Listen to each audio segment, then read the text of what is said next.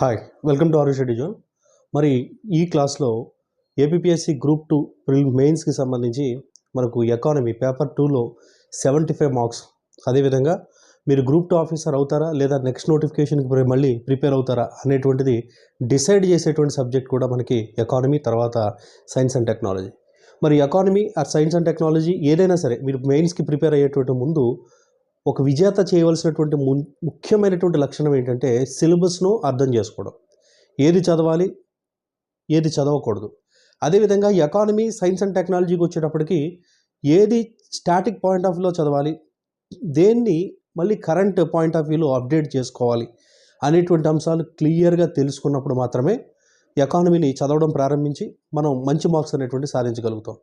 ఏదో ఇక్కడ ఇచ్చాడు ఒక టాపిక్ అనేది చదువుకుంటూ పోతూ మనకు నచ్చినట్టుగా చదువుకుంటూ పోతే మనం విజయానికి దగ్గరికి కాకుండా దూరంకి వెనక్కి నడుస్తున్నట్టు అవుతుందన్నమాట.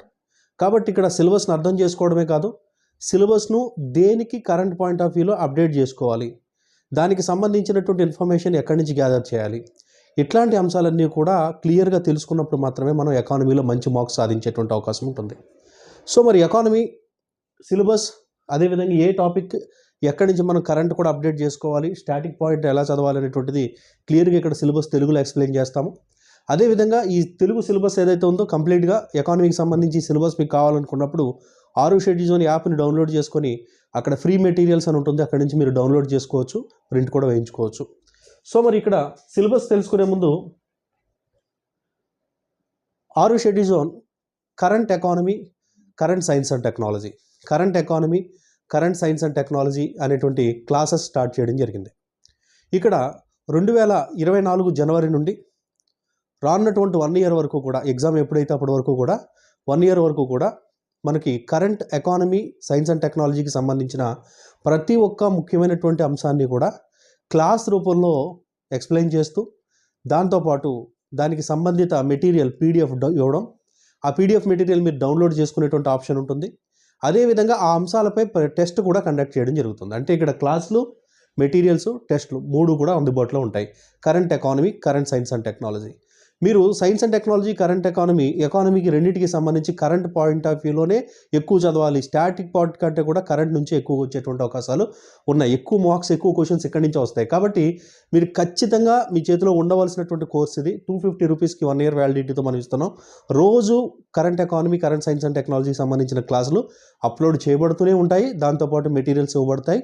అదేవిధంగా టెస్టులు కూడా కండక్ట్ చేయబడతాయి. 250 రూపీస్కి మీరు కావాలనుకున్నప్పుడు డిస్క్రిప్షన్లో ఉన్నటువంటి ఆరుష్ జోన్ యాప్ని అయితే డౌన్లోడ్ చేసుకోండి. సో మరి సిలబస్ను ఏ విధంగా అర్థం చేసుకోవాలంటే మనకి Indian economy syllabus, AP economy syllabus రెండు కలిపి మనకి 5 యూనిట్స్గా డివైడ్ చేశారు. మరి 5 యూనిట్స్ నుంచి యూనిట్కి 15 మార్క్స్ వస్తాయని అనుకున్నా, అంటే యూనిట్కి 15 మార్క్స్ వాళ్ళు ఇవ్వాలనే రూల్ అయితే ఏం లేదు. ఇష్టం వచ్చినట్టుగా ఇవ్వచ్చు, ఒకే యూనిట్ నుంచి ఇవ్వచ్చు. అదేవిధంగా మొత్తం మనం ఇది చదువుకున్న ఎక్కడ వెబ్సైట్ నుంచి క్వశ్చన్స్ ఇవ్వచ్చు, ఏదైనా చేయొచ్చు. కాబట్టి మనం అన్నిసార్లు అలాగే జరుగుతాయని కాకుండా ఒక పాజిటివ్ దృక్పథంతో మనం ఒక బేసిక్ స్టాండర్డ్లో మనం చదువుకోవడం అనేటువంటిది మంచి పద్ధతి. సో ఇక్కడ చూసినట్లయితే ఇక్కడ మనకి మొదటి యూనిట్లో ఏమి ఇచ్చారు అంటే భారత ఆర్థిక వ్యవస్థ నిర్మాణం, ఆర్థిక ప్రణాళికలు మరియు విధి విధానాలు. భారత ఆర్థిక వ్యవస్థ నిర్మాణం, ఆర్థిక వ్యవస్థ నిర్మాణానికి సంబంధించి సెక్టార్స్ ఆఫ్ ఇండియన్ ఎకానమీ చదవాలి. ఇండియన్ ఎకానమీని ఎన్ని సెక్టార్స్గా డివైడ్ చేశారు అక్కడి నుంచి మనం మొదలుపెట్టి భారత జాతీయ ఆదాయాన్ని తెలుసుకోవాలి. జాతీయ ఆదాయంలో అనేక కాన్సెప్ట్స్ ఉంటాయి. ఆ కాన్సెప్ట్స్ అన్నింటినీ కూడా మనం తెలుసుకోవాలి. Circular flow of income and expenditure అనేటువంటిది ఇక్కడ చూసుకోవాలి. ఫ్యాక్టర్స్ ఆఫ్ ప్రొడక్షన్ చూసుకోవాలి. And the remunerations of factors of production అనేటువంటిది తెలుసుకోవాలి. ఇక దాంతోపాటు మనకి జాతీయ ఆదాయంలో మెజర్ చేసేటువంటి పద్ధతులు, అంటే ఎక్స్పెండిచర్ మెథడ్, ఉత్పత్తి మదింపు పద్ధతి, ఆదాయ మదింపు పద్ధతి, వినియోగ మదింపు పద్ధతిలాగా ఏవైతే పద్ధతులు ఉన్నాయో అన్నిటి గురించి కూడా ఫుల్ క్లారిటీ తెచ్చుకోవాలి. దాంతోపాటు జీడిపి గురించి తెలుసుకోవాలి. ఇక్కడ వరకు స్టాటిక్ పాయింట్ చదువుతారు, అంటే బేసిక్ కాన్సెప్ట్ స్టాటిక్ పాయింట్ చదువుతారు. మరి జీడిపికి సంబంధించి అంచనాలు, రిజర్వ్ బ్యాంక్ అంచనాలు, కేంద్ర ప్రభుత్వ అంచనాలు, ప్రస్తుతం మరి రీసెంట్గా ఏషియన్ డెవలప్మెంట్ బ్యాంకు కూడా, రిజర్వ్ బ్యాంక్ ఆఫ్ ఇండియా మనకి సంబంధించి అంచనా, మన జీడిపికి సంబంధించి అంచనా వేయడం జరిగింది. ఇలాంటి అంచనాలు, వీటికి సంబంధించినటువంటి రిపోర్ట్స్ ఏవైతే వస్తాయో నేషనల్ ఇన్కమ్ అండ్ జీడిపికి సంబంధించి వాటికి ఎప్పటికప్పుడు కరెంట్ అప్డేట్ చేసుకోవాలి. ఇక్కడ స్టాటిక్ పాయింట్ ఇది చదువుతూనే కరెంట్ కూడా మనం అక్కడ నోట్స్ రాసుకోవాలి. అదేవిధంగా నెక్స్ట్ చూసినట్లయితే ఇక్కడ వృత్తిపరమైనటువంటి రంగాల పంపిణీ అన్నాడు. అంటే ఇక్కడ agriculture sector, industrial sector, service sector అనే 3 సెక్టార్స్ ఏవైతే ఉన్నాయో వాటి గురించి మనం చదువుకోవాలి. అదేవిధంగా వాటి యొక్క రిపోర్ట్స్, అదేవిధంగా అంటే అగ్రికల్చర్ సెక్టార్లో ఎంప్లాయ్మెంట్కి సంబంధించినటువంటి రిపోర్ట్స్ కానీ, అదేవిధంగా సర్వీస్ సెక్టార్ రిపోర్ట్స్ కానీ, ఎంప్లాయ్మెంట్ ట్రెండ్స్ కానీ ఇవన్నీ కూడా మనం ఎప్పటికప్పుడు అప్డేట్ చేసుకుంటూ ఉండాలి. అవి మాత్రమే చదువుతూ కూర్చుంటే కుదరదనమాట. ఇక దాంతోపాటు నూతన ఆర్థిక సంస్కరణలు 1991 రిఫార్మ్స్ ఏవైతే రావు మన్మోహన్ సింగ్ తీసుకొచ్చినటువంటి రిఫార్మ్స్ ఉన్నాయో, ఆ రిఫార్మ్స్ అనేటువంటివి ఖచ్చితంగా చదవాలి. వాటికి ముందు ఆర్థిక వ్యవస్థ, తర్వాత ఆర్థిక వ్యవస్థ ఏ విధంగా మార్పులు చెందిందనేటువంటి అంశాలు మనం ఖచ్చితంగా తెలుసుకోవాలి. దీని తర్వాత ప్రణాళికలు కూడా ఇక్కడే ఉంటాయి. మరి ప్రణాళికలకు సంబంధించి అంటే హిస్టారికల్ బ్యాక్‌గ్రౌండ్ ఆఫ్ ప్లాన్స్ యొక్క హిస్టారికల్ బ్యాక్‌గ్రౌండ్ రష్యాలో గాని, అమెరికాలో ఇంట్రొడ్యూస్ చేసిన ప్లాన్స్ గాని, దాని తర్వాత మరి ఇండియాలో బిఫోర్ ఇండిపెండెన్స్ ప్లాన్స్ సజెస్ట్ చేసిన వాళ్ళు గాని, అదేవిధంగా తర్వాత ఇండిపెండెన్స్ తర్వాత ప్లాన్స్ గాని, మొత్తం 5 ఇయర్ ప్లాన్స్ ఇవన్నిటిని కూడా మనం ఒక మనకి అంటే ఆ ప్లాన్స్ టైంలో మనం ఇంట్రొడ్యూస్ చేసినటువంటి పథకాలు గాని, ఇవన్నీ కూడా గ్రోత్ రేటు, అచీవ్‌మెంట్సు, నమూనాలు నమూనా ప్లాన్ ఫాలో అయింది అనేటువంటి అన్ని అంశాలు కూడా ప్రణాళికల్లో తెలుసుకోవాలి. ఇక దాని తర్వాత మనం చూసుకుంటే నీతి ఆయోగ్ మరి 12వ పంచవర్ష ప్రణాళిక తర్వాత మనం నీతి ఆయోగ్‌కి ప్లానింగ్ కమిషన్‌ని రీప్లేస్ చేసి నీతి ఆయోగ్‌ని తీసుకురావడం జరిగింది. మరి నీతి ఆయోగ్‌కి సంబంధించి కరెంట్ పాయింట్ ఆఫ్ వ్యూలో చదవాలి. నీతి ఆయోగ్ రిపోర్ట్స్ అనేటువంటివి ఇస్తుంటుంది. మరి నీతి ఆయోగ్ రీసెంట్ రిపోర్ట్స్ ఏవైతే ఉన్నాయో అన్నిటిని కూడా ఖచ్చితంగా చదివి తీరాల్సిందే. నీతి ఆయోగ్ స్ట్రక్చర్ ఏదైతే ఉందో అది చదివి తీరాల్సిందే. నీతి ఆయోగ్‌లో ఎవరైతే అపాయింట్మెంట్స్‌లో వాళ్ళకి మార్పులు వస్తుంటాయో అన్నిటిని కూడా అంటే అధ్యక్షుడు ఎవరైతే చైర్మన్, డిప్యూటీ చైర్మన్ ఎవరైతే మారారో రీసెంట్‌గా అన్నీ కూడా అప్డేట్ చేసుకుంటూ ఉండాలి. అంటే ఇక్కడ స్టాటిక్ పాయింట్ ఆఫ్ వ్యూలో మంచి బుక్ చదువుతూనే కరెంట్ పాయింట్ ఆఫ్ వ్యూలో మీరు ఒక నోట్స్ వీటికి సంబంధించిన ప్రతి అంశము నోట్స్ రాసుకోకపోతే దెబ్బవుతారు. అది గుర్తుపెట్టుకోండి. ఇక నెక్స్ట్ చూస్తే మనీ అండ్ బ్యాంకింగ్. ద్రవ్యము, బ్యాంకింగ్‌కి సంబంధించినటువంటిది. మనీ అండ్ బ్యాంకింగ్‌కి సంబంధించి చూసుకుంటే ఇక్కడ మనకి మనీకి సంబంధించినప్పుడు మనీ ఎప్పుడు అంటే ఎట్లా ఇన్వెంట్ అయింది? హ్యూమన్ ఎవల్యూషన్‌లో మనీ ఎప్పుడొచ్చింది? ఎన్ని రకాలుగా మనీ అనేటువంటిది ఉంది. మనీ యొక్క ఫంక్షన్స్ ఆఫ్ మనీ. అదేవిధంగా functions of money, canons of money. అదేవిధంగా మనకి రిజర్వ్ బ్యాంక్‌కి ముందు బ్యాంకింగ్ హిస్టరీ.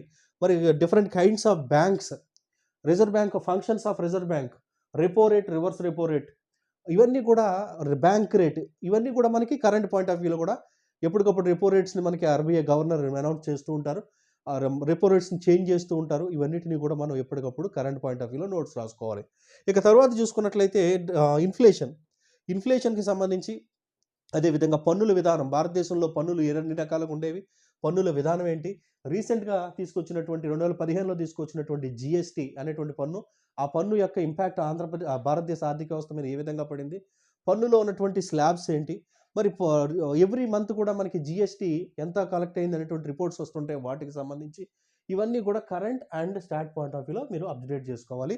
ఇది సెకండ్ యూనిట్ సిలబస్. ద్రవ్యము, బ్యాంకింగు, పన్నులు, జీఎస్టీకి సంబంధించి. ఇక థర్డ్ యూనిట్ సిలబస్ చూసుకున్నట్లయితే మరి భారతదేశ ఆర్థిక వ్యవస్థలో వ్యవసాయ రంగము, పారిశ్రామిక రంగం. వ్యవసాయ రంగానికి సంబంధించి importance of agriculture sector, green revolution, అదేవిధంగా వేరియస్ మెజర్మెంట్స్ అండ్ గవర్నమెంట్ తీసుకున్నటువంటి various measures to improve agriculture production and ఏవైతే ప్రాబ్లమ్స్ ఉన్నాయో అవి. మినిమం సపోర్టింగ్ ప్రైస్ అంటే ఏమిటి? ఇట్లాంటి అంశాలన్నీ చదువుకుంటూ ఉండాలి. మినిమం సపోర్టింగ్ ప్రైస్‌కి సంబంధించి మనకు అప్డేట్స్ వస్తూ ఉంటాయి. అగ్రికల్చర్‌కి సంబంధించి కేంద్ర ప్రభుత్వం పథకాలు గాని, అదేవిధంగా మనకి ఈ నార్మ్స్ అనేటువంటివి తీసుకురావడం రీసెంట్‌గా జరిగింది. వాటి గురించి ఇవన్నీ కూడా క్లియర్‌గా కరెంట్, జనరల్‌గా 2 కూడా మేనేజ్ చేసుకోవాలి. కరెంట్ పాయింట్ ఆఫ్ వ్యూలో మనకి ఆంధ్రప్రదేశ్ ప్రభుత్వం రైతులకి ఏ విధంగా రుణ సహాయం చేస్తుంది, లేదా ఏ విధంగా ధన సహాయం చేస్తుంది, కేంద్ర ప్రభుత్వం పీఎం కిసాన్ పథకం మీద ఏమిస్తుంది, అవన్నీ కూడా ఇక్కడ మేనేజ్ చేయాలి. ఇక్కడ అప్డేట్ చేసుకోవాలన్నమాట. మీరు ఏ బుక్ కొన్నా బేసిక్ కంటెంట్ తప్ప తర్వాత ఎప్పటికప్పుడు మారిపోతుంటుంది. ఏ రోజుకి ఆ రోజు మారిపోతుంది ఎకానమీకి సంబంధించి. అందుకని కరెంట్ ఎకానమీ చాలా చాలా ఇంపార్టెంట్. మీ విజయాన్ని డిసైడ్ చేసేది కరెంట్ ఎకానమీ. మీరు ఇంత పెద్ద బుక్ తీసుకొని తెలుగు అకాడమీయో, చిరంజీవి సార్ బుక్, ఇంకో బుక్ తీసుకొని చదివినా ఆళ్ళ బుక్ ప్రింట్ చేసిన 2 రోజులకే కొన్ని అంశాలు మారిపోతూ ఉంటాయి. కాబట్టి కరెంట్ ఎకానమీ చాలా చాలా ఇంపార్టెంట్. అది గుర్తుపెట్టుకోండి. ఇక నెక్స్ట్ చూసినట్లయితే మనకి ఇండస్ట్రియల్ సెక్టార్ వేరే పారిశ్రామిక తీర్మానాలు అనేకం చేయడం జరిగింది. అదేవిధంగా ఈజ్ ఆఫ్ డూయింగ్ బిజినెస్. మనకి ఈజ్ ఆఫ్ డూయింగ్ బిజినెస్ మీద ర్యాంకులు వస్తుంటాయి. మన రాష్ట్రానికి ఏ ర్యాంక్ వచ్చింది, పక్క రాష్ట్రం తెలంగాణకి ఎలా వచ్చింది. అదేవిధంగా మనకి దావోస్ వెళ్ళి మనకి ఇన్వెస్ట్మెంట్స్‌ని ఆహ్వానించడాలు గాని, పారిశ్రామిక తీర్మానాలు గాని, ఇవన్నీ కూడా కరెంట్ పాయింట్ ఆఫ్ వ్యూలో కూడా చదవాలి. ఐటీ సెక్టార్ సేవా రంగం అని ఇచ్చారు గానీ, సేవా రంగంలో కేవలం ఐటీని మాత్రమే మనం ఇక్కడ మెన్షన్ చేశారు కాబట్టి మిగిలిన సేవా రంగం గురించి చదవక్కర్లేదు. ఐటీ సెక్టార్ చదివితే సరిపోతుంది. అందులో మరి పారిశ్రామిక అభివృద్ధిలో సేవా రంగం యొక్క ప్రాముఖ్యత ఎలా ఉందనేటువంటిది చదవాలి. ఇక నెక్స్ట్ చూసినట్లయితే ఈ 3 కూడా మనకి ఇండియన్ ఎకానమీలో వస్తాయన్నమాట. ఇక ఏపీ ఎకానమీకి సంబంధించి చూస్తే ఆంధ్రప్రదేశ్ ఆర్థిక వ్యవస్థ నిర్మాణం. ఆంధ్రప్రదేశ్ ఆర్థిక వ్యవస్థ ఏ విధంగా ఉంది? దీనికి సంబంధించి మనకి బడ్జెట్, ఎకనామిక్ సర్వేస్, అదేవిధంగా ఆంధ్రప్రదేశ్ మ్యాగజైన్, ప్రభుత్వ వెబ్‌సైట్‌ల నుంచి ఎక్కువ చదవాలి తప్ప ఇదేదో బుక్ పట్టుకుంటే అవ్వదనమాట.